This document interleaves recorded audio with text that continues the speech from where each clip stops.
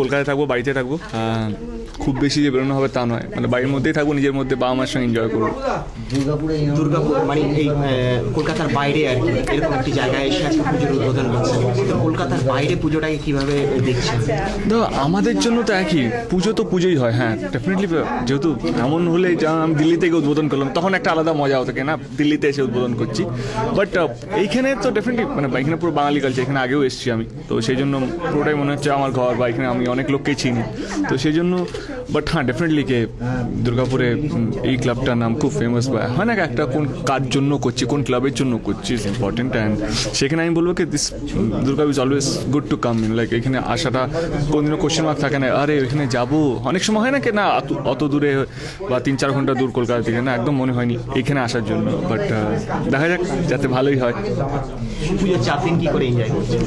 4 দিন এখনো পর্যন্ত কোনো প্ল্যান করিনি, আমার বাড়ির নিচে ভালো পুজো হয়, তো ওইখানেই থাকবো মোটামুটি, আর আমার যা হয় আর কি ক্লাবের লোকগুলো বা বলেছে দেবদা এবারে থাকতে হবে, হ্যাঁ হ্যাঁ আমি আছি এবারে, তো ওদের সঙ্গে এবারে কাটাবো। পুজো মানে চোখে চোখ মিষ্টি হাসি, হ্যাঁ এবারে কি সেরকম কোনো চান্স আছে? আমার সবসময় এরকমই চান্স থাকে, তো অ্যাকচুয়ালি পুজো মানে তো একটু ঝাড়াঝাড়ি, দেখা দেখি, তারপরে খাওয়া খাই, তারপরে একটু খুনসুটি, একটু হালকা ফুলকো ঝগড়া, তারপরে আর প্রচণ্ডভাবে খাওয়া দাওয়া, তো এইবারও পুজোতে আমার এরকম কিছু একটা থাকবে। আর হ্যাঁ পুজোতে আমার 2 পৃথিবী রিলিজ হচ্ছে, তো ওইটার চাপ থাকবে তো পুজোতে। হ্যাঁ এবারে প্রচণ্ড চাপে আছি, ভুলে গেলাম তো, মানে হাসি মুখ দেখে আমার কষ্টটা ভুলে গেলাম। আমার ছবি রিলিজ হচ্ছে 2 পৃথিবী 14 তারিখে, 7ম দিন, তো সেই জন্য এখনও টেনশনে আছি, জাস্ট একটু অনুষ্ঠানে এসেছি বলে এই জন্য একটু ভুলে গেছি, বাট টু বি অনেস্ট 2 পৃথিবী নিয়ে প্রচণ্ড চাপে আছি, কেন অনেক দিন ধরে ছবিটা চলছিল, তো মানে প্রথমবার আমি আর জিদ্দা একসঙ্গে, বা একটা বড় বাজেটের ছবি, এক্সপেকটেশন অনেক হাই, তো কোথায় নয়, মানে ঘুরে ঘুরে শুটিং করেছি, আর প্রচুর কষ্টের মধ্যে আমরা শুটিং করেছি, তো সেই জন্য ছবিটা যাতে একটু খারাপ হলে তাহলে খুব কষ্ট পাবো, তাহলে মাকে এটাই প্রার্থনা করি কি যাতে আমাদের এই ছবিটা যাতে ভালো করে দেয়। পুজোর এই আমাদের নিউজ টাইমের দর্শকদের জন্য একটা শুভেচ্ছা বার্তা। নিউজ টাইম সকল দর্শককে না আরেকবার যাবো, হ্যাঁ আপনাদের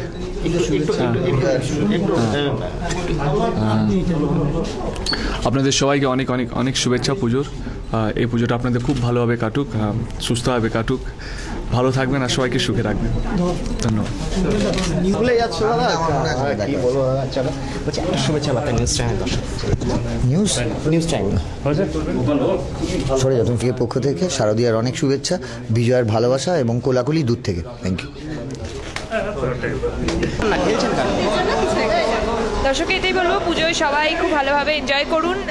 এখন আমি খুব খারাপ অবস্থায় আছি, আমি সরে যাচ্ছি, I am very sorry. Thank you, সবাই ভালো থাকবে। পুজো 4 দিন কিভাবে বর্ধমানে আমার নিজের বাড়িতে কাটাবেন?